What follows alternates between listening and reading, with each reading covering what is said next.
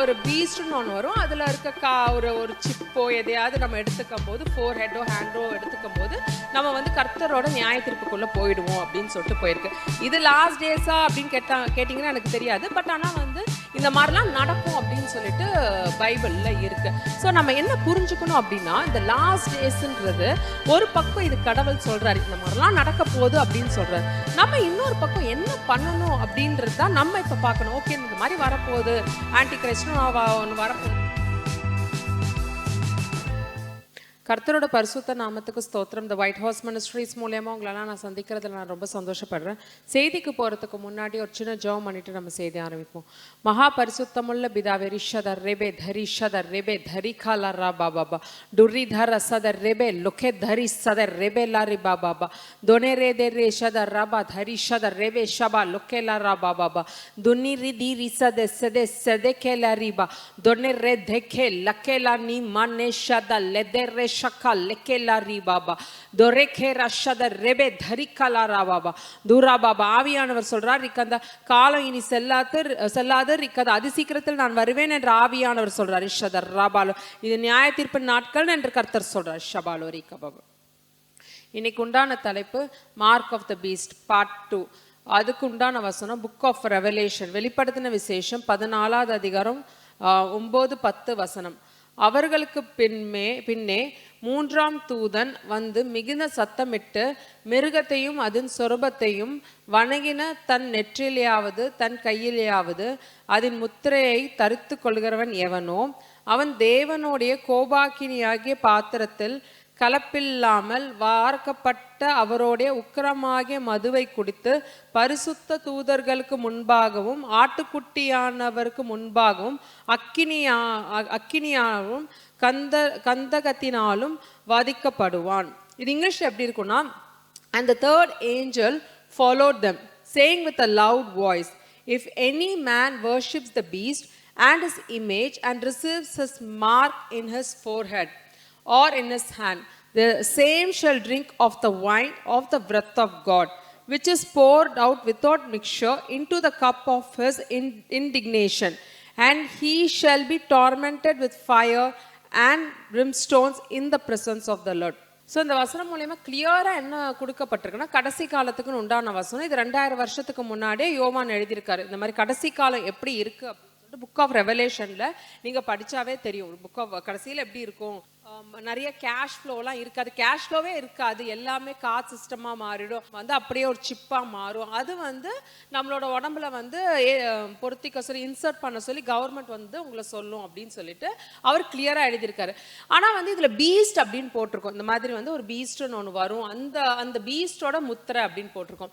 நம்மலாம் இப்போ வந்து நிறைய டெக்னாலஜி வந்துருச்சு, நிறைய தீர்க்கதரிசிகளாக இருந்தாலும் சரி, நிறைய ஸ்காலர்ஸாக இருந்தாலும் சரி, இந்த பீஸ்ட்டை வந்து எப்படி சொல்றாங்க அப்படின்னா, ஒரு எக்கனாமிக் சிஸ்டம், இல்லை ஒரு குளோபல் சிஸ்டம், இல்லை வேர்ல்ட் பவர் அப்படின்னு சொல்லிட்டு நிறைய வந்து தீர்க்கதரிசிகளாக இருந்தாலும் ஸ்காலர்ஸாக சரி அதை இன்டர்பிரட் பண்ணுறாங்க. பழைய காலத்துலலாம் இந்த அளவுக்குலாம் டெக்னாலஜி கிடையாது, இந்த மாதிரிலாம் இன்டர்பிரட்டேஷன்லாம் கிடையாது. நானும் சின்ன வயசில் இருக்கும் போதெல்லாம் என்ன சொல்லுவாங்கன்னா, இந்த மாதிரி வந்து ஒருத்தன் வருவான், அவன் வந்து ஆன்டி கிரைஸ்ட், அவன் தலையில் எனக்கு இன்னுமே ஞாபகம் இருக்குது. சின்ன வயசில் நிறைய ஸ்டோரி சொல்லுவாங்க, இந்த மாதிரி தலையில் கொம்பு இருக்கும், 666 இருக்கும், அவனை பார்த்து அவனை யாரெல்லாம் வர்ஷிப் பண்ணுறாங்களோ அவங்கெல்லாம் வந்து கடைசி காலத்தில் வந்து 2 பீப்புள் வருவாங்க. ஒன்று கிரைஸ்டை ஃபாலோ பண்ணுறாங்க, இன்னொன்று ஆன்டி கிரைஸ்டை ஃபாலோ பண்ணுறாங்க அப்படின்னு சொல்லி நிறைய கதைகள் வந்து நான் சின்ன வயசில் கேட்டிருக்கேன். ஆனால் இப்போ பார்த்தீங்கன்னா எல்லா ஸ்காலர்ஸ் இப்போ வந்து டெக்னாலஜி நல்லா வளர்ந்துருச்சு. இப்போ டெக்னாலஜி வளர என்ன சொல்கிறாங்கன்னா, அந்த பீஸ்ட்ன்றதை வந்து அது வந்து ஒரு எக்கனாமிக் சிஸ்டமாக இருக்கலாம். ஏன்னா இப்போவுமே பார்த்தீங்கன்னா நிறைய ஸ்காலர்ஸ் வந்து இன்டர்பிரட் பண்ணிகிட்டே இருக்காங்க, இது இப்படி இருக்குமோ அப்படி இருக்குமோ அப்படின்னு சொல்லிட்டு இன்டர்பிரட் பண்ணிகிட்டே இருக்காங்க. ஸோ அதனால நம்ம நல்லா இந்த பைபிளை வாசிக்கும் போது நம்ம ஆராயணும், என்ன வந்து கர்த்தர் வந்து சொல்ல விரும்பியிருக்காரு இந்த கடைசி காலத்தில். ஏன் இந்த மாதிரி வசனம் வந்து லாஸ்ட் டேஸை குறிக்குது. இப்போ நீங்கள் பார்த்தாலே உங்களுக்கு தெரியும், கேஷ் ஃப்ளோன்றது வந்து கிட்டத்தட்ட நிறைய நம்மளோட கவர்மெண்ட், நம்மளோட எக்கானமியே நல்லா போயிடுச்சு. இந்தியாவோட எக்கானமியே பார்த்தீங்கன்னா நிறைய போயிடுச்சு. இன் 2025 to 2026 பார்த்தீங்கன்னா 2 to 3 இந்தியன்ஸ் 2 in 3 இந்தியன்ஸ் பார்த்தீங்கன்னா இந்த யூபிஐ டிரான்சாக்ஷன் வந்து இன்வால்வ் ஆகிறாங்க. அதே மாதிரி 350 to 500 மில்லியன்ஸ் வந்து ஆக்டிவ் யூசர்ஸ் இருக்காங்க. இந்த கேஷ் வந்து கேஷாக யூஸ் பண்ணாமல் இந்த யூபிஐ அப்புறம் இந்த கார்ட்ஸ் இந்த மாதிரி வந்து இந்த மாதிரி கேஷை யூஸ் பண்ணுறவங்க வந்து இந்த மாதிரி யூசர்ஸ் வந்து 500 மில்லியன் பீப்புள் வந்து யூசர்ஸ் ஜாஸ்தி ஆயிட்டாங்களாம். ரூரல் பீப்புள் பார்த்தீங்கன்னா 38% வந்து இந்த மாதிரி கேஷை வந்து ரொம்ப யூஸ் பண்ணாமல் யூபிஐ மூலயமா வந்து நிறைய கேஷ் டிரான்சாக்ஷன் பண்ணுறாங்க அப்படின்னு சொல்லிட்டு இப்போ இருக்க கவர்மெண்ட் வந்து அந்த ரிப்போர்ட்டை இது பண்ணுறாங்க. ஸோ இதெல்லாம் நம்ம பார்க்கும்போது என்ன புரிஞ்சுக்கிறோம்னா நம்ம கடைசி காலத்தை ரொம்ப நெருங்கிட்டு இருக்கோம் அப்படின்றத நம்ம புரிஞ்சுக்கிறோம். இப்போ இன்னும் நம்ம ஆராய்ஞ்சு பார்க்குறோம் அப்படின்னா ஆர்டிஃபிஷியல் இன்டெலிஜென்ஸ் அப்படின்றத ஒன்று பார்க்குறோம். இந்த டெக்னாலஜி வந்து நம்மளை வந்து டேக் ஓவர் பண்ணுது.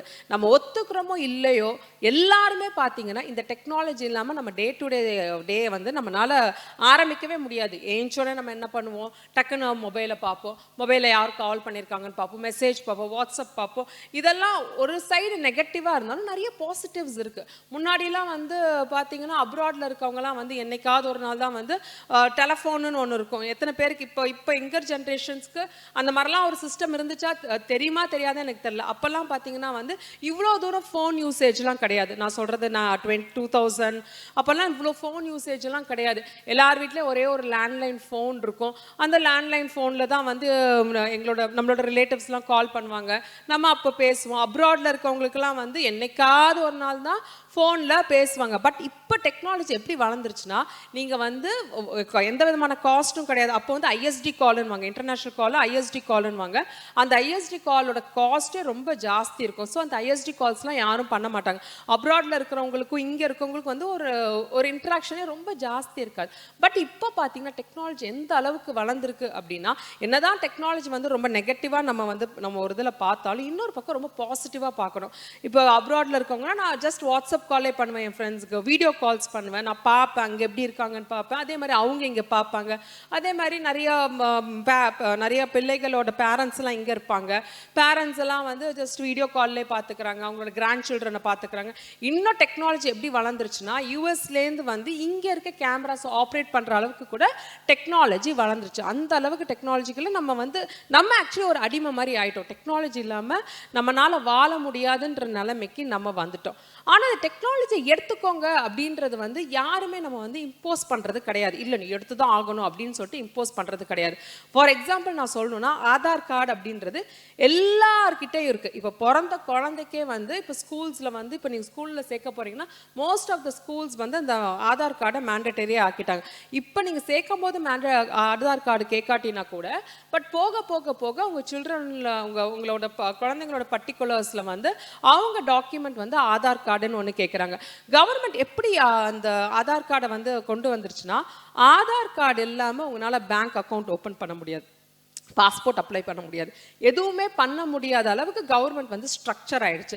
ஆனால் இந்த ஆதார் கார்டை எடுத்துக்கோங்கன்னு சொல்லிட்டு யாருமே நம்ம கிட்ட சொல்லலை. அதுக்கு ஆதார் கார்டு தான் வந்து ஆன்டிகிரைஸ்ட் கார்டுன்னு நான் சொல்லலை. பட் நான் என்ன சொல்ல வரேன் அப்படின்னா இந்த டெக்னாலஜி வந்து அந்த அளவுக்கு வந்து நம்மளை ஹியூமன்ஸை டேக் ஓவர் பண்ணிடுச்சு. அப்போ இது வந்து நம்ம இந்த கவர்மெண்ட் வந்து நம்மளை எதுவுமே நம்மளை துன்புறுத்தலை, எதுவுமே பண்ணலை. அவங்க என்ன சொன்னாங்கன்னா சிம்பிளாக ஆதார் கார்டு இருந்தால் தான் உங்களோட அடுத்த கட்ட இதை வந்து எதுவாக இருந்தாலும் பண்ண முடியும் அப்படின்னு சொல்லிட்டு கவர்மெண்டோட ஒரு ஸ்ட்ரக்சருக்குள்ள நம்ம போயிட்டோம். அதே தான் எல்லாரும் என்ன சொல்றாங்கன்னா இந்த பீஸ்ட், இந்த ஆர்டிஃபிஷியல் இன்டெலிஜென்ஸ் எல்லாமே வந்து ஒரு ஆன்டிகிரைஸ்டுக்கு உண்டான ஒரு இதுவா இருக்கலாம், எல்லாமே வந்து ஒரு ப்ரிடிக்ஷன் தான் பண்றாங்க. இப்படி இருக்கலாமா அப்படி இருக்கலாமா அப்படின்னு சொல்லிட்டு எல்லாமே ஒரு ப்ரிடிக்ஷன் தான். இன்னமும் வந்து ப்ரிடிக்ட் பண்ணிட்டு தான் இருக்காங்க. இப்போ நிறைய ஸ்காலர்ஸ் முன்னாடியும் ப்ரிடிக்ட் பண்ணாங்க, அதுபடி நடக்குது. அவங்க என்னெல்லாம் ப்ரிடிக்ட் பண்ணாங்களோ லாஸ்ட் டேஸ்ல எப்படிலாம் இருக்கணும் அப்படின்னு ப்ரிடிக்ட் பண்ணாங்களோ அது மாதிரி தான் நடக்குது. ஒன்றும் இல்லை, நம்ம இப்போலாம் வந்து ஒரு 10 இயர்ஸ்க்கு முன்னாடி கூட இந்த யூபிஐ டிரான்சாக்ஷன் வந்து அவ்வளோ ஃபேமஸ் கிடையாது. எனக்கு நல்லா ஞாபகம் இருக்குது. நான் முன்னாடிலாம் போனால் கேஷை கட் டவுன் பண்ணுறதுக்காக நான் கார்டு எல்லாத்துக்கும் கொடுப்பேன். பட் கார்டுமே பார்த்தீங்கன்னா 100 ருபீஸ்க்கு மேலே 200 ருபீஸ்க்கு மேலே அந்த மாதிரி கட் ஆஃப் மாதிரி வைப்பாங்க. இப்போ பார்த்தீங்கன்னா நீங்கள் ஒரு 1 ருபி நீங்கள் எடுத்துகிட்டு போகாமல் நீங்கள் ஒரு ஃபோனை எடுத்துகிட்டு போனால் கூட நீங்கள் ஒரு 1 ருபி ட்ரான்ஸ்ஃபர் பண்ணலாம், 2 ருபீஸ் எதுவாக இருந்தாலும் நீங்கள் அந்த ஃபோன் எடுத்துகிட்டு போவீங்க. நானுமே இப்போ எங்கேயாவது நான் ஷாப்பிங் போகிறேன்னா ரொம்ப அந்த கார்டு கேஷெல்லாம் நான் டிபெண்ட் ஆகிலாம் இருக்க மாட்டேன். ஒரு தேவைப்பட்ட அளவு கொஞ்சோண்டு கேஷ் வச்சுருப்பேனே தவிர அதிக அளவு நான் வந்து இந்த மொபைல் டிரான்சாக்ஷனில் போவேன். ஏன்னா கார்டு திருப்பி நான் யூஸ் பண்ணும்போது திருப்பியுமே பார்த்தீங்கன்னா அந்த கார்டை எடுத்தேன் நான் மறந்துட்டேன்னா இதெல்லாம் என்னோட மைண்டில் ஓடும். பட் ஆனால் வந்து இந்த மாதிரி ஃபோன் எடுத்துகிட்டு போகும்போது இன்னும் வந்து அந்த டெக்னாலஜி வந்து ரொம்ப சிம்பிளிஃபை ஆக்கிடுச்சு, நம்மளோட டே டு டே லைஃப்பை ரொம்ப ஈஸி ஆக்கிடுச்சு. அதுதான் நம்ம அனலைஸ் பண்ணணும். அப்போ இதுதான் ஆன்டிகிரைஸ்ட் சிஸ்டமான்றது எனக்கு தெரியாது. பட் ஆனால் நம்ம ஆப்வியஸாகவே பார்த்தீங்கன்னா நம்ம ஏதோ ஒரு சிஸ்டத்துக்குள்ளே போகிறோம். அதுதான் லாஸ்ட் டேஸில் என்ன போட்டிருக்கு, இந்த மாதிரி வந்து ஒரு பீஸ்ட்னு ஒன்று வரும். அதில் இருக்க ஒரு சிப்போ எதையாவது நம்ம எடுத்துக்கும் போது, ஃபோர் ஹெட்டோ ஹேண்டோ எடுத்துக்கும் போது நம்ம வந்து கர்த்தரோட நியாய தீர்ப்புக்குள்ளே போயிடுவோம் அப்படின்னு சொல்லிட்டு போயிருக்கு. இது லாஸ்ட் டேஸா அப்படின்னு கேட்டிங்கன்னா எனக்கு தெரியாது. பட் ஆனால் வந்து இந்த மாதிரிலாம் நடக்கும் அப்படின்னு சொல்லிட்டு பைபிளில் இருக்கு. ஸோ நம்ம என்ன புரிஞ்சுக்கணும் அப்படின்னா, இந்த லாஸ்ட் டேஸ்ன்றது ஒரு பக்கம் இது கடவுள் சொல்றாரு, இந்த மாதிரிலாம் நடக்க போகுது அப்படின்னு சொல்றாரு. நம்ம இன்னொரு பக்கம் என்ன பண்ணணும் அப்படின்றது தான் நம்ம இப்போ பார்க்கணும். ஓகே, இந்த மாதிரி வரப்போகுது, ஆன்டிகிரைஸ்ட்னு ஒன்று வரப்போகுது. ஆன்டிகிரைஸ்ட் வந்து மனிதனாக வரப்போறானா, டெக்னாலஜியாக வரப்போறானா, எப்படி வரப்போறான்னு நமக்கு தெரியாது. வந்தாச்சானும் நமக்கு தெரியாது, இன்னும் இருக்காங்களானும் நமக்கு சரியா தெரியாது. பட் ஆனால் இதெல்லாம் நம்ம தப்பித்துக்கொள்ள என்ன பண்ணணும்னு தான் நீங்கள் யோசிக்கணும்னு என்ற ஆவியானவர் சொல்றார். ஷக்கத்த கெல்ல கெல்ல தர்ரபலரிக்க பாபா டுரிக்கந்த ரஷத ரெபெல்லோ கெல்ல கெல்ல தரேபெலோரிக்க ருஷத கடைசி காலத்தில் ரிக்கந்த ராபாலோரிக்க மாம்சமான யாவர் மேலும் என் ஆவியை ஊற்றுவேன் என்று கர்த்தர் சொல்றார். ஷபாலோ கெத்தரி குமாரனும் குமாரத்தையும் தீர்க்க தரிசனம் உரைப்பார்கள், வாலிபர்கள் தரிசனம் காண்பார்கள், வயதானவர்கள் சொப்பனம் காண்பார்கள். என் ஊழியக்காரன் மேலும் என் ஊழியக்காரி மேலும் என் ஆவியை ஊற்றுவேன் என்று கர்த்தர் சொல்ற. ஷபத்தரி கலரபலர. ஸோ இந்த கடைசி காலத்தில் நம்ம எப்படி இதிலேருந்து மேற்கொள்ளணும் அப்படின்னா, அதுக்கு கர்த்தரோட ஆவியானவர் ரொம்ப தேவைன்னு என்று கர்த்தர் சொல்கிறார். ஷபாத்தரி பலரிக்கம். ஏன் கர்த்தரோட ஆவியானவர் ரொம்ப தேவை? இந்த காலகட்டத்தில் மட்டும் கிடையாது, முன்னாடியுமே வந்து ஆவியானவரோட இம்பார்ட்டன்ஸை வந்து ஆதியிலேருந்தே நம்ம பார்த்துருக்கோம். அவரோட இன்ட்ரடக்ஷன் எங்கே பார்க்குறோம், ஜலத்தில் மேல் அசைவாடிட்டு இருந்தாருன்னு பார்க்குறோம். நிறைய இடத்துல வந்து ஸ்பிரிட் ஆஃப் காட் அப்படின்னு போட்டிருப்பாங்க. டேவிட் மேலே இருந்தது ஸ்பிரிட் ஆஃப் காடுன்னு போட்டிருப்பாங்க. பல இடத்துல வந்து அவர் ஸ்பிரிட் ஆஃப் காடுன்னு அவர் சொல்லியிருப்பாங்க. அது வந்து பழைய ஏற்பாடு காலத்தில். புதிய ஏற்பாடு காலத்தில் அவர் பரிசுத்த ஆவியானவர், ஹோலி ஸ்பிரிட் அப்படின்னு சொல்லிட்டு அந்த நேம்ல மென்ஷன் பண்ணியிருப்பாங்க. ஸோ ஹோலி ஸ்பிரிட் வந்து புதுசு கிடையாது, அவர் ஆதியிலேருந்தே இருக்காரு. கர்த்தர் அந்த உலகம் ஆரம்பிக்கிறதுக்கு முன்னாடியே அவர் இருக்காரு. அவர் அந்த டைம்ல வந்து ஸ்பிரிட் ஆஃப் காட்ன்றோம், புதிய ஏற்பாடு காலத்தில் ஹோலி ஸ்பிரிட்ன்றோம். இந்த ஆவியானவர் பெற்றுக்கொள்ள சொல்லி இது வந்து எல்லா தீர்க்கதரிசியும் புதிய ஏற்பாடு காலத்தில் வந்து நிறைய அப்போஸ்தல்ஸ் வராங்க. அப்போஸ்தல்ஸ் வந்து தான் இந்த பரிசுத்த ஆவியானவர் வந்து அதிக அளவு வந்து மக்களுக்கு வந்து கொட்டப்படுது. பெண்டகாஸ்டல் டேன்னு ஒரு வருது, அப்போ ஆவியானவர் பலமா ஊத்தப்படுறாரு. அப்போ ஆவியானவர் வந்து அப்போஸ்தலர் மேல ஊத்தப்பட்டோன்னா அவங்க எல்லாம் ஒரு தைரியசாலியா ஆறாங்க. அது வரைக்கும் ஒரு பயந்தாங்கோலி மாதிரி இருக்காங்க. ஏசு கிறிஸ்து சிலுவையில் அரைஞ்ச உடனே அவங்க எல்லாமே முடிஞ்சிருச்சு, நம்ம ஊழியம் முடிஞ்சிருச்சு, அவ்வளவுதான் நம்ம லைஃப். ஏன்னா ஏசு கிறிஸ்து இறந்துட்டார். அவரை வந்து ஒரு லீடர் மாதிரி பாக்குறாங்க. அவர் இறந்து போனதுக்கு அப்புறம் அவங்களுக்கு ஒரு ஹோப்பே இல்லாதனால தான் போய் ஒரு ரூம்ல போய் ஒளிஞ்சுக்கிறாங்க. அப்புறம் ஜீசஸ் வராரு, அப்புறம் அவங்க பாக்குறாங்க. அப்புறம் அவர் என்ன சொல்றாருன்னா, பரிசுத்த ஆவியானவரை பெற்றுக்கொள்ளாம நீங்க ஊழியம் செய்ய போயிடக்கூடாது அப்படின்னு சொல்லிட்டு ஒரு ஸ்ட்ராங்கான இன்ஸ்ட்ரக்ஷன் ஏசு கிறிஸ்து தன்னோட டிசைபிள்ஸ்க்கு கொடுத்துட்டு போறாரு. நம்ம நல்லா புரிஞ்சுக்கணும், ஏசுவோட நடக்கிறாங்க, நெருங்கி நடக்கிற டிசைபிள்ஸ், அவரோட இமீடியட் டிசைபிள்ஸ். அவங்க யாரும் மற்றவங்க கிட்டலாம் ட்ரைனிங் கொடுக்கல. ஏசு கிறிஸ்துவோட ட்ரைனிங் எடுத்த டிசைபிள்ஸை அவர் என்ன சொல்றாரு அப்படின்னா, இந்த பரிசுத்த ஆவியானவரை பெற்றுக்கொள்ளுங்க அப்படின்னு சொல்லிட்டு ஏசு கிறிஸ்து இருக்காரு, அவருமே பெற்றுக்கொள்றாரு. அதை தான் நம்ம புரிஞ்சுக்கணும். தேவகுமாரன் பரலோகத்திலேருந்து வர தேவகுமாரனே அவர் என்ன பண்றாரு அப்படின்னா, ஊழியத்துக்கு போறதுக்கு முன்னாடி கரெக்டா ஸ்ட்ரக்சரா எல்லாமே ஃபாலோ பண்ணிருப்பார். முழுக்க ஞானஸ்தானம் எடுத்திருப்பாரு. முழுக்க ஞானஸ்தானம் எடுத்த உடனே அவர் மேல பரிசுத்த ஆவியானவர் வராரு. இதுதான் நம்ம புரிஞ்சுக்கணும். ஒரு தேவகுமாரன் பரிசுத்த ஆவியானவரால நிரம்பி நடக்கும் போது ஆவியானவர் சொல்றார், ரிக்கந்தர் சபையில இருக்கிற நீங்க ரிக்கந்த பரிசுத்த ஆவியானவர் எல்லாமே இருந்தீங்கன்னா ரிக்கந்த ரேஷதர் ராபால், அதுக்கு நீங்க வெக்கப்படணும் என்ற ஆவியானவர் சொல்றார். ரிக்கந்த ரேஷபால் அந்த ராஷதர் ராபா தரிக்கந்த ரேபேலா ரிக்கப ಹುರಿಕಂದ ರಾಬಾಲೋರಿಕಬ ಉರಕಂದ ರೇಬೆಲೋರಿಕಂದ ರೇಷದ ರಾಬಾಲೋರಿಕಬ ரிக்கந்த ராபாலோரிக்கபா உரக்கந்த காலைனி செல்லாது அதி சீக்கிரத்தில் நான் வருவேன் என்று கர்த்தர் சொல்றார். ஷபாத்த ராபாலோரிக்கப. ஸோ ஒவ்வொருத்தர் லைஃப்ல வந்து பரிசுத்த ஆவியானவர் ரொம்ப தேவன் என்று கர்த்தர் சொல்றார். ரிக்கந்த ரஷத ரெபெல் லக்கெல்ல தரிபா தரிபா தரிபால ரக்கபாபா உரக்கந்த ராபாலோரிக்கபாபா உரக்கந்த ரஷத ராபாலோரிக்கந்த ராபாலோரிக்கபாபா ಹುರಿಕಂದ ರಾಬಾಲೋರಿಕಬ ರಿದ ರಾಬಾಲೋರಿಕಬ. ஒவ்வொருத்தரும் ரிக்கந்தர பரிசுத்த ஆவியானவர் நிரம்பிதான் இனி வர நாட்களில் நடக்கணும் என்று கர்த்தர் சொல்றார். ஷபாலோரிக்கப. எனக்கு எனக்கு ரொம்ப பிடிச்ச வசனம் ஒன்று இருக்குது பைபிளில். என்ன இருக்குன்னா, not by might nor by power but by my spirit says the Lord அப்படின்னு சொல்லிட்டு ஜெகரியா தீர்க்கதரிசி வந்து செருபாபேல் கிட்ட சொல்கிறாரு. ஏன் அப்படி சொல்கிறாரு அப்படின்னா, அந்த டைம் என்ன ஆகுதுன்னா, தானியேல் வந்து ஒரு ட்ரீமை இன்டர்பிரட் பண்ணுறாரு. Not by might nor by power but by my spirit says the Lord. இது வந்து ஜெகரியா தீர்க்கதரிசி வந்து அவரோட செருபாபேல்கிட்ட சொல்றாரு. அந்த டைம்ல என்ன ஆகுதுன்னா, தானியேல் வந்து ஒரு ட்ரீம் இன்டர்பிரட் பண்றாரு, அந்த ராஜாக்கு இன்டர்பிரட் பண்றாரு. என்ன பண்றாருன்னா, உங்களுக்கு அப்புறம் ஒரு ராஜ்யம், ஒரு பெர்ஷியன் கிங்டம் வந்து உங்களை டேக் ஓவர் பண்ணும், இந்த பேபிலோனியன் கிங்டம் வந்து டேக் ஓவர் பண்ணும் அப்படின்னு சொல்லிட்டு அவர் ட்ரீம் இன்டர்பிரட் பண்றாரு. அதே மாதிரி ஒரு பெர்ஷியன் கிங் வராரு. அந்த பெர்ஷியன் கிங்டம் வந்து இந்த பேபிலோனியன் கிங்டம் டேக் ஓவர் பண்ணிடுது. அப்போ கிங் சைரஸ் இருக்காரு. நிறைய அந்த பேபிலோனியா அந்த டைம்ல என்ன ஆகுதுன்னா, நிறைய யூதா மக்கள், ஜெருசலம்லேருந்து நிறைய மக்களை வந்து அடிமைகளா ஆக்கி இந்த பேபிலோனியன் கிங்டம்ல இருக்காங்க. அப்படிதான் வந்து தானியல்லாம் இருக்காரு. அப்படி இருக்கும்போது இப்போ சைரஸ் ராஜா கண்ணில் தயவு கிடைக்குது. அவர் என்ன சொல்றாருன்னா, நிறைய யூத மக்கள் இருக்கீங்க என்னோட தேசத்துல, நீங்க எல்லாம் என்ன பண்ணுங்க, நீங்க உங்க சொந்த தேசத்துக்கு போங்க அப்படின்னு சொல்லிட்டு அவர் அந்த பெர்மிஷனை கொடுக்குறாரு. பெர்மிஷன் கொடுத்துட்டு இந்த மக்களை லீட் பண்றதுக்காக ஒரு லீடரை அவர் தேர்ந்தெடுக்கிறாரு. அவர் தான் செருபாபேல். அவர் வந்து பார்த்தீங்கன்னா ஒரு நார்மலான பர்சன்லாம் கிடையாது. அவர் தாவீதோட சன்னதியில் பிறந்தவர். இன்ஃபேக்ட் அவர் எருசலேமிலே இருந்திருந்தாருன்னா அவர் ராஜாவாக ஆயிருப்பார். பட் இவங்க இங்கே அகதியாக வந்ததுனால அவரால் ராஜாவாக ஆக முடியல. அவர் இங்கே இருக்காரு. பட் ஆனால் அவர் இந்த ஊரில் அந்நிய தேசத்தில் இருந்தாலும் அவர் நல்ல ஒரு எஜுகேட்டடான ஒரு பர்சனாக இருக்கார். அவருக்கு ஒரு கவர்னராக இருக்கார். இவர் வந்து அந்த மக்களை லீட் பண்ணுறாரு. கிட்டத்தட்ட 50,000 பீப்புளோட இங்கேருந்து புறப்பட்டு அவங்க வந்து எருசலேமுக்கு போகிறாங்க. இந்த மக்களெல்லாம் அவர் லீட் பண்ணிட்டு போகிறாரு. அங்கே போய் பார்க்கும்போது அங்கே இருக்க சாலமன் ஞானி கட்டின ஆலயம் வந்து ரொம்ப ஒரு டிஸ்ட்ராய் ஆகி அது வந்து சேதப்படுத்தின ஒரு நல்ல கண்டிஷன்லேயே அந்த டெம்பிள் இல்லை. அப்போ இவர் என்ன பண்றாருன்னா, நம்ம இங்க வந்துட்டோம், இப்ப கர்த்தரோட ஆலயத்தை ரெடி பண்ணணும்னு சொல்லிட்டு அந்த ஆலயத்தை கட்டத்துக்கு அவர் வந்து ரெடி பண்றாரு, பிளான்லாம் போடுறாரு, மக்கள் எல்லாம் அவரு ரெடி பண்றாரு. அதுக்கு கிங் சைரஸும் வந்து ஹெல்ப் பண்றாரு. அதுக்கு உண்டான தேவைப்பட்ட ஃபண்ட்ஸ் எல்லாம் கொடுக்குறாரு. ஓகேப்பா, நீ அந்த ஊர்ல போய் உன்னோட காடோட ஆலயத்தை நீ கட்டு, அதுக்கு உண்டான பணத்தெல்லாம் நான் தரேன் அப்படின்னு சொல்லிட்டு இவர் பணத்தை தராரு. செருபாபேல் வந்து அதுக்கு பிளான் எல்லாம் போட்டு இதெல்லாம் பண்றாரு. கொஞ்ச நாள் ஆல்டர் கட்டி முடிக்கிறாங்க. ஒரு 2 இயர்ஸ்ல வந்து ஆல்டர் கட்டி முடிச்சிடுறாங்க. ஆனால் அந்த 2 இயர்ஸ்க்கு அப்புறம் என்ன ஆகுது, சிவியர் அப்போசிஷன் வருது.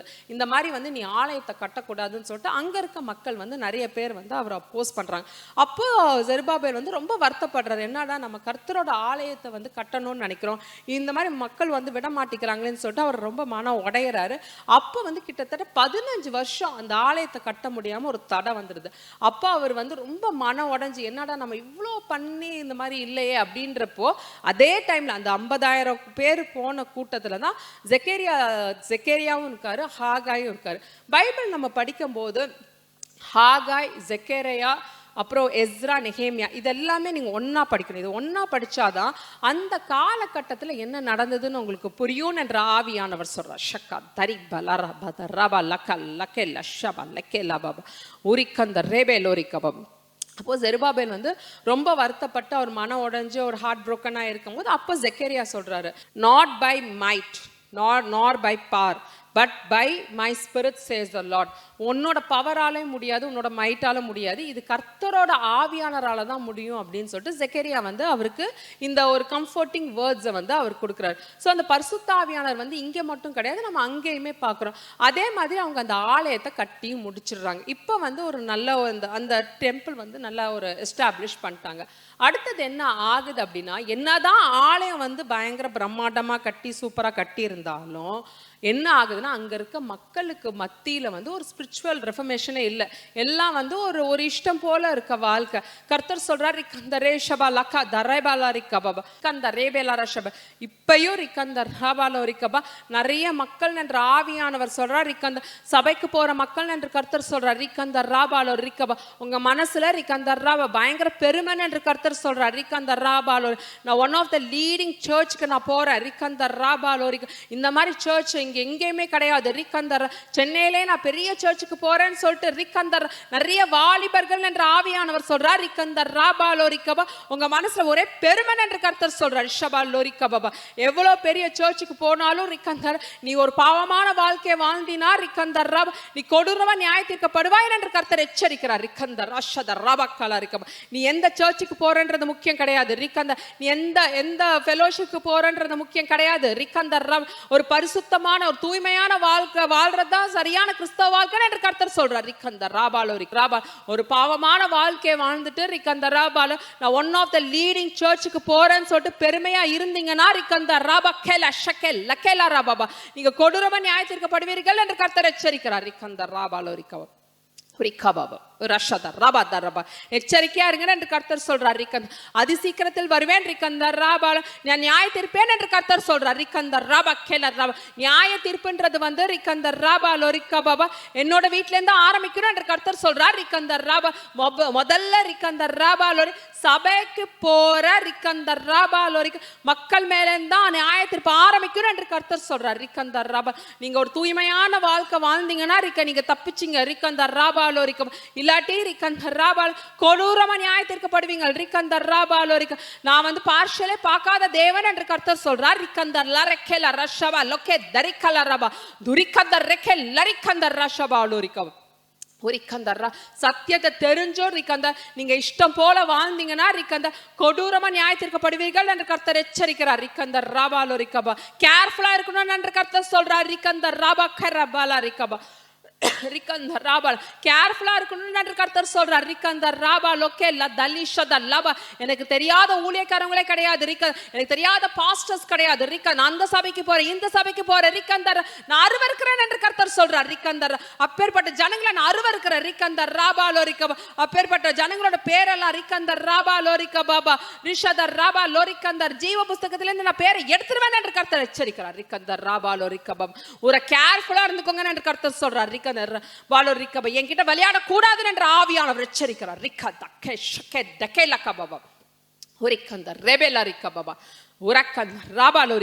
யார்கிட்ட விளையாண்டுட்டு இருக்கீங்க என்று கர்த்தர் கேட்கிறார்.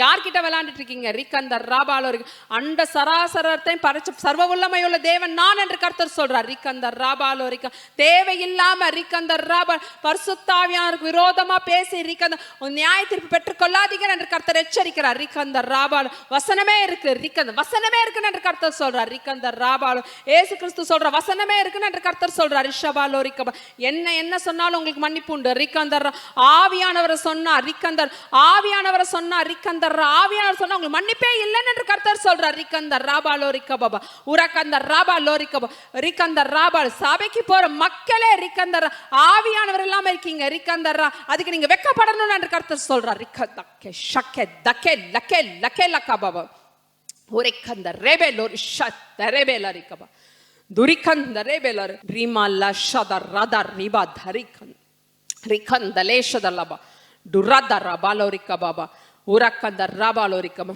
ரிக்கந்தர் ராஷபாலோரிக்கபா prepare to meet your God says the Lord riba dhara shadar rabakala rabab prepare to meet your God says the Lord rikkandar rashadar rab என்ன சந்திக்க ஆயத்தமான என்று கர்த்தர் கேட்கிறார். ரிக்கந்தர் ராபாலோ என்ன சந்திக்க ஆயத்தமான என்று கர்த்தர் கேட்கிறார். ரிக்கந்தர் ராபாலோ ரிக்கபா என்ன சந்திக்க ஆயத்தமான என்று ஆவியானவர் கேட்கிறார். ரிக்கந்தர் ராபாலோ ரிக்கந்தர் ராபாலோரி இஷ்டம் போல வாழ்றது சரியான கிறிஸ்தவ வாழ்க்கை அல்லன்னு என்று கர்த்தர் சொல்றார். ஷபாலோரி இப்படிதான் வாழணும்னு இருக்கு. ரிக்கந்தர் அதுதான் சரியான கிறிஸ்தவ வாழ்க்கை என்று கர்த்தர் சொல்றார். ரிக்கந்தர் ராபாலோ ரிக்க the sad truth is ரிக்கந்தர் ராபாலோ ரிக்கபா சபைக்கு போற மக்களே ரிக்கந்தர் ராபாலோ அந்த புரிதலே இல்லாம இருக்கீங்க என்று கர்த்தர் சொல்றார். ரிக்கத ஏதோ சபைக்கு போனோம், 4 பாட்டு பாடணும், பாஸ்டர் சொன்ன வசனத்தை கேட்டுட்டு வந்தோம், வீட்டுல உட்கார்ந்து ஒரு 10 வசனத்தை சொன்னோம், அது சரியான கிறிஸ்தவ வாழ்க்கை அல்லன்னு என்று கர்த்தர் சொல்றார். ரிக்கந்தர் ரஷதர் ராபாலோ ரிக்கபா உரக்கந்தர் ராபாலோ ரிக்கபா உரக்கந்தர் ராபாலோ ரிக்கபா உரதர் ராபாலோ ரிக்கபா ரிக்கந்தர் ராபா நீங்க தான் கர்த்தரோட கர்த்தரோட ஆலயம் ரிக்கன், அந்த ஆலயத்தை நீங்க சுத்தமா வச்சுக்கணும் என்று கர்த்தர் சொல்றார் ரிக்கந்தர்ரா.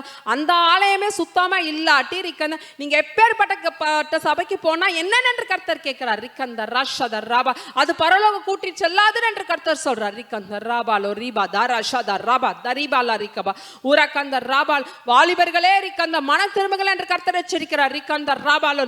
மன திரும்புங்கள் ரிக்கந்தர்ராபா கேல ஷக்கே தகேல ராபா. மன திரும்புங்கள் என்று கர்த்தர் எச்சரிக்கிறார் ரிக்கந்தரா ஷபா கேல ரிக்கந்த ரேபேலா ரிக்கபா உரக்கந்த. கேள்வி கேட்பேன் என்று ஆவியானவர் எச்சரிக்கிறார் ரிக்கந்தர். எனக்கு அந்த ஊழியக்காரங்க சொல்லல, இந்த ஊழியக்காரங்க சொல்லலாம், இந்த ஊழியக்காரங்க அப்படி இருந்தாங்க அப்படி இருந்தாங்க இப்படி அப்படின்னு சொன்னீங்க ரிக்கந்தர்ரா, என் பட்டயம் தான் உங்களுக்கு பதில் சொல்லணும் என்று கர்த்தர் சொல்றார் ஷக்கே தரிபாலா ராபா தீராதர சதர் ரபால் ரிக்கபா உரக்கதர. உங்க கையில பைபிள் இருக்குன்னு என்ற ஆவியானவர் சொல்றார் ரிக்கந்தர் ரபால். ஒரே ஒரு கேள்விதான் கேட்பேன் என்ற ஆவியானவர் சொல்றார் ரிக்கந்த. உங்க கையில வேதம்னு ஒன்று இருக்கு ரிக்க, எத்தனை வாட்டி அந்த வேதத்தை படிச்சீங்கன்னு என்று கர்த்தர் கேட்கிறார் ரிக்கந்தர் ரபாலோரி.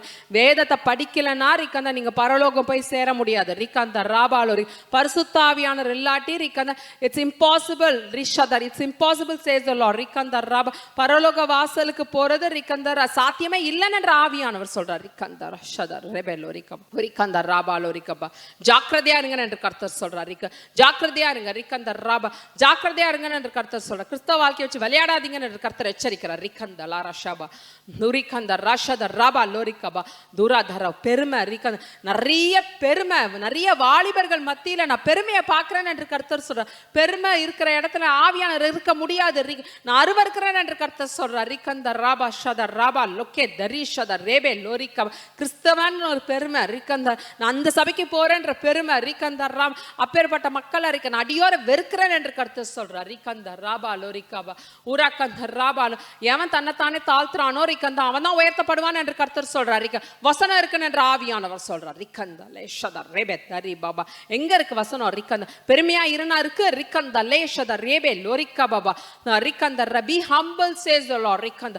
Be humble says the Lord ரிக்கபா. Be humble says the Lord ரிக்கபா ரிக்கந்த ரஷபாலோ ரிக்கந்த ரபாலோ ரிக்கந்த ரஷபாலோ ரிக்கபா ரிஷபாலோ ரிக்கபா ரிஷபாலோ. ஸோ ஜெருபாபேல் வந்து அந்த ஆலயத்தை கட்டி முடிக்கிறாரு. கட்டி முடிச்சாலும் அங்கே இருக்க மக்கள் வந்து ஒரு சரியான ஸ்பிரிச்சுவல் லைஃப் வந்து ஸ்ட்ராங்காக இல்லாதனால என்ன ஆகுதுன்னா, அப்போ எஸ்ரான்ற ஒருத்தர் வர்றாரு. எஸ்ரா வந்து பிரிஸ்டாக இருக்காரு. அவர் வந்து பார்க்குறாரு இந்த மக்கள் வந்து ஆலயத்தை கட்டி முடிச்சிட்டாங்க, ஆனால் மக்கள் மத்தியில் வந்து ஒரு ஒரு ஒரு காடோட லா வந்து சரியாகவே ஃபாலோ பண்ணாமல் இருக்காங்க. நிறைய இன்டர் மேரேஜாக அவர் பார்க்குறாரு. இன்டர் மேரேஜ் வந்து ஏன் பண்ணக்கூடாது அப்படின்னு சொல்லிட்டு அந்த டைமில் மட்டும் கிடையாது, இப்போ ஏன் அப்படி சொல்லுவாங்க, ஏன் கிறிஸ்தவர்கள் மத்தியில் மட்டும் இதை சொல்லுவாங்க அப்படின்னா, நீங்க வந்து அந்த ஸ்பௌஸை வந்து கிறிஸ்தவங்க கிட்ட கொண்டு வந்தா அது விஷயம் வேற. பட் நிறைய விஷயத்துல என்ன ஆகும் அப்படின்னா, அந்த டைம்ல சாலமோன் ஞானி அதனாலதான் விழுந்து போறாரு. ஏன் விழுந்து போறாரு அப்படின்னா, அவர் இன்டர் மேரேஜ் பண்ணியிருப்பாரு. இன்ஃபேக்ட் வந்து கர்த்தர் வந்து சொப்பனத்து மூலியமா சாலமோன் ஞானி கிட்ட சொல்லியிருப்பாரு. என்ன சொல்லியிருப்பாரு அப்படின்னா, இந்த பெண்களை நீ கல்யாணம் பண்ணாத, இப்படி கல்யாணம் பண்ணினா நீ என்ன விட்டுட்டு போய் நீ வந்து வேற ஒரு தெய்வத்தை வந்து வணங்க ஆரம்பிச்சிருவ அப்படின்னு சொல்லிட்டு கர்த்தர் வந்து சாலமோனுக்கு வந்து அவர் விழ போறதுக்கு முன்னாடியே வந்து சொப்பனத்து மூலமா அவர் எச்சரிச்சிருப்பார். பட் சாலமோன் ஞானி அதை கேட்டிருக்க மாட்டார். இங்கே நம்ம நல்ல ஷார்ப்பா நம்ம கவனிக்கணும். என்ன கவனிக்கணும்னா, சாலமோன் வந்து பயங்கர அவர் பேரே சாலமோன் ஞானி தான். அவரோட கர்த்தர் என்ன ஒரு ப்ராமிஸ் பண்றாரு, உன்ன மாதிரி ஒரு ராஜா இருக்க போறதும் கிடையாது, வரப்போறதும் கிடையாது, நீ தான் இருக்கிறதுலே பயங்கர வயசான கிங்கா இருப்ப அப்படின்னு சொல்லிட்டு நிறைய ப்ராமிஸ்லாம் கொடுக்குறாரு. ஆனா அப்பேற்பட்ட ராஜாவே என்ன ஆகுறாரு அப்படின்னா விழுந்து போறாரு. ஏன் விழுந்து போறாருன்னா, கர்த்தருக்கு சித்தமே இல்லாத பெண்கள் அவர் கல்யாணம் பண்றாரு. கல்யாணம் பண்ண உடனே என்ன ஆகுதுன்னா, இவர் வந்து அந்த பெண்களை வந்து கர்த்தருக்கு நேரா கூட்டிட்டு வரல. அந்த பெண்கள் என்ன பண்றாங்கன்னா, அவங்க தெய்வத்தை கும்பிட சாலமோன் ஞானியை மாத்திடுறாங்க. பைபிள்ல அது இருக்கும். அவர் என்ன பண்ணிருப்பாருன்னா, எந்த கைகளால் அவர் வந்து நம்மளோட தேவனுக்கு வந்து நிறைய சாக்ரிஃபைஸ் பண்ணாரோ அதே கைகளால் அவர் என்ன பண்ணுவாருன்னா, பாகாலுக்கும் அஷ்டரோத்துக்கும் வந்து அவரோட பிரேயர்ஸை அவர் செலுத்த போயிருப்பார். இது எல்லாமே பைபிள்ல இருக்கு. இதெல்லாம் அவர் கர்த்தரை ஃபாலோ பண்ணிட்டு வரும்போது அவர் இருக்க பயங்கர பணக்காரராக ஆகுறாரு. நல்ல ஒரு பயங்கர சக்சஸ்ஃபுல்லான ராஜாவா ஆகுறாரு. பட் ஆனா என்னைக்கு வந்து அந்த பெண்களோட பேச்சை கேட்டு அந்த தெய்வத்தை அவர் கும்பிட ஆரம்பிக்கிறாரோ அவரோட டவுன்ஃபால் ஆரம்பிச்சிருது. அப்படியே படிப்படியாக அவர் கீழே விழுந்துடுறாரு. அவரோட ஆரம்பம் நல்லா இருந்திருக்கும்.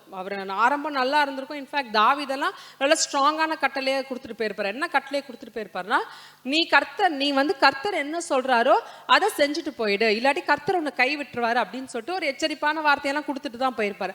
ஆனா அவர் தாவீது சொன்ன மாதிரியே அவர் நடந்திருக்க மாட்டாரு. ஆரம்பத்துல கர்த்தரோட சித்தப்படி இருந்திருப்பாரு. பட் அவரோட முடிவு பாத்தீங்கன்னா கர்த்தர் சித்தப்படியே இருந்திருக்காதுன்னு என்ற ஆவியானவர் சொல்றார்.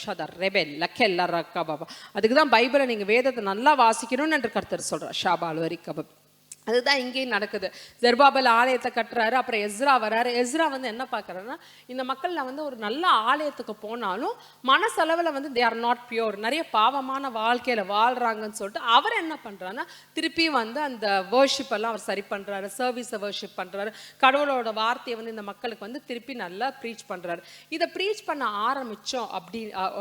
ஆரம்பிச்சதுக்கு அப்புறம் தான் மக்கள் மனம் திரும்பி ஒரு ஸ்பிரிச்சுவல் ரெஃபர்மேஷன் வருது. அதுக்கப்புறம் வந்து மக்கள் வந்து நல்ல ஒரு மக்களா இருக்காங்க. எஸ்ரா வந்து ஒரு ஸ்பிரிச்சுவல் ரெஃபர்மேஷன் கொண்டு வராரு. ஸோ நம்மள என்ன பண்ணணும் அப்படின்னா, கிறிஸ்தவ வாழ்க்கைனா ஒரு பியூரஸ்ட் லைஃப் நீங்க வாழணும்னு என்று கர்த்தர் சொல்றார். ஷபாலு அதுதான் சரியான கிறிஸ்தவ வாழ்க்கை என்று கர்த்தர் சொல்றார். ஷபாலு